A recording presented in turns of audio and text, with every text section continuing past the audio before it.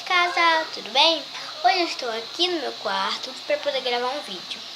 E esse vídeo vai ser muito legal. Vamos lá? Nesse vídeo, vocês vão ver agora, eu vou apresentar a minha coleção de Barbies. Vocês querem ver? A primeira Barbie é a Barbie sereia. Olha que fofa. Ela tem maquiagem, tem um biquíni e a cauda. O que eu mais amei foi o detalhe do final da cauda, olha. Ela é linda, né? A segunda Barbie é essa aqui. Eu esqueci de colocar a xuxinha nela. Ela tá sem xuxinha. Mas ela é a Barbie Butterfly. Mas aí, eu mudei de roupa dela. As asas dela estão guardadas. Tem essa Barbie aqui, que é a Barbie estilista. Essa aqui. Também troquei a roupa dela. Cortei o cabelo. Ela ficou linda, né? Olha o cabelo dela. Ficou igualzinho da minha mãe.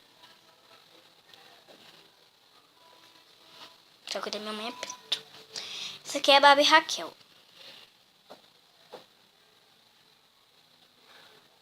Tem esse vestido pretinho com alguns detalhes brancos. O cabelo dela é enorme.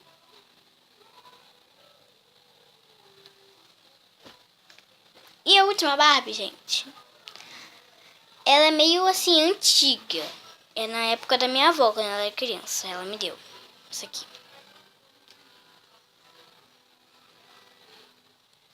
Eu acho ela bonitinha. Só que o cabelo dela, eu ainda tenho que fazer hidratação no cabelo dela. Bom, pessoal, esse foi o vídeo das minhas Barbies. Espero que vocês tenham gostado desse vídeo, tá bom? Aqui, ó.